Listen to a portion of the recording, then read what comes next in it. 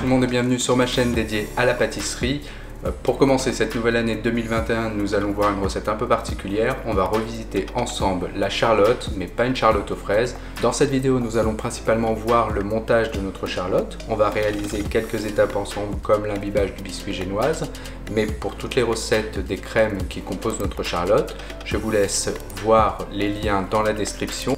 Dans la revisite de la charlotte, il y aura une génoise imbibée d'un sirop rhum vanille, un crémeux à la myrtille, par-dessus une bavaroise à la framboise. On décorera ensuite notre biscuit de petits décors en chocolat blanc coloré. Commençons tout de suite par la première étape de la recette.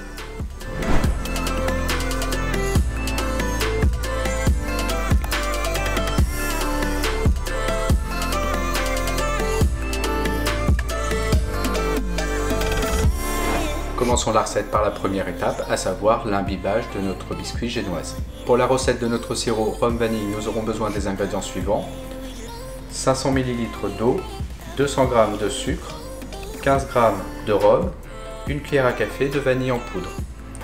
Une fois qu'on aura fait notre sirop, on pourra imbiber notre biscuit génoise, biscuit que j'ai réalisé la veille et sur lequel j'ai posé un torchon humide pour qu'il soit bien moelleux. Là, on peut voir que notre biscuit est très moelleux.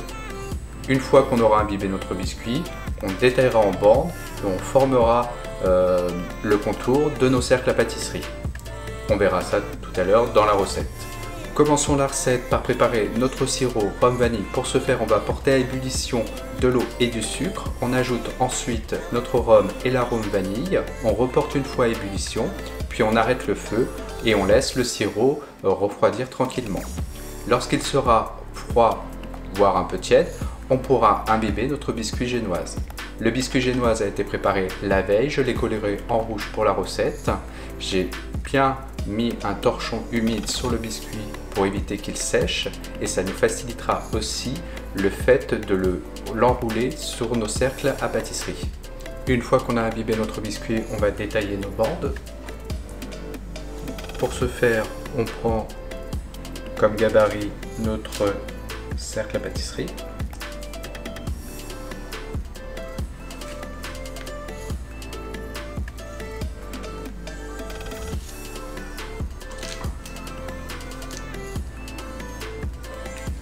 On récupère délicatement le biscuit. On fait attention parce que le biscuit, vu qu'il est imbibé, est très fragile. Et on va venir placer le biscuit tout autour de notre cercle.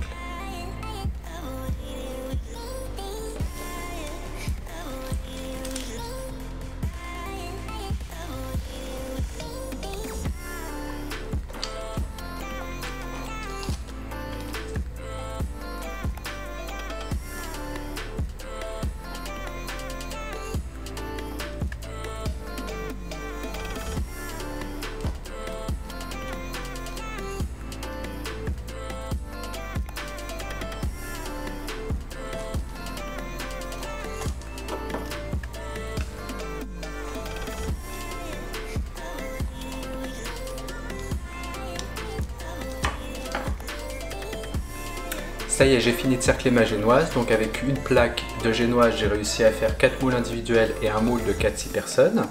Attention à bien placer un rhodoïde autour de vos moules pour faciliter le démoulage.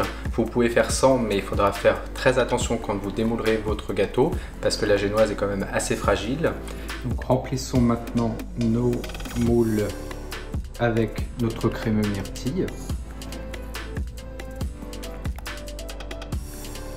On va remplir à mi-hauteur parce que par-dessus il y aura la bavaroise à la framboise. Je viens de déposer le crémeux à la myrtille sur ma génoise.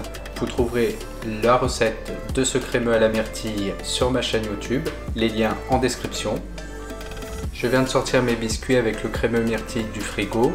Le crémeux myrtille a bien pris, je vais pouvoir verser la bavaroise à la framboise par-dessus.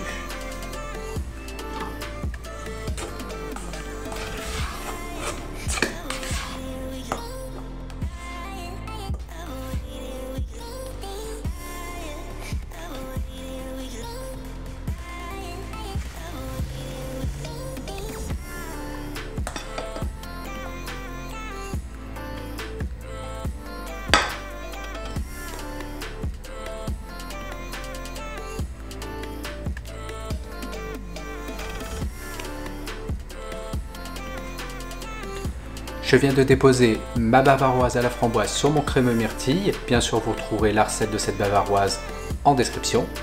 Pour nos décors en chocolat blanc, on divise notre chocolat blanc en autant de parties que l'on souhaite de couleurs. Pour ma part, j'utilise 3 couleurs. Il va y avoir une partie blanche, une partie violette et une partie rose. Première étape, faire fondre notre chocolat. On va le disposer au micro-ondes par tranche de 30 secondes. Et une fois qu'il est bien fondu, on incorpore nos colorants.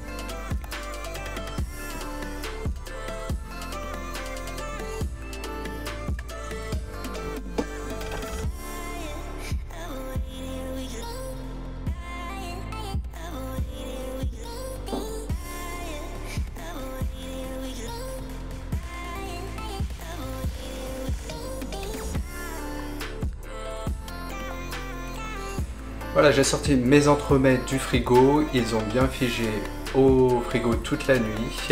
Je vais pouvoir procéder à la décoration des entremets avec mes décors en chocolat blanc. Pour ce faire, j'utilise une colle spéciale pâtisserie, une colle alimentaire, celle-ci, qui va me servir donc en fait à bien positionner mes décors sur mon entremet. Je vais utiliser un petit pinceau pour pouvoir faire ça délicatement. Je vous montre ça tout de suite.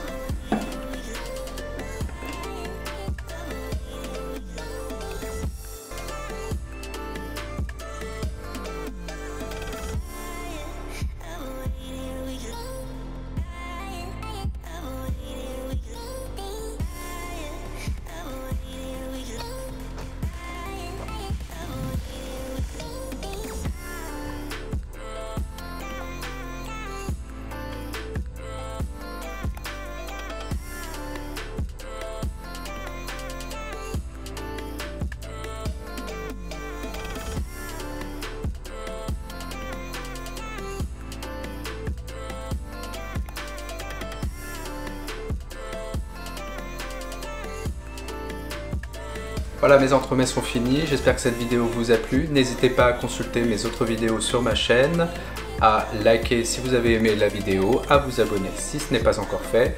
Et en attendant, je vous dis, amusez-vous, régalez-vous et surtout, faites des miams.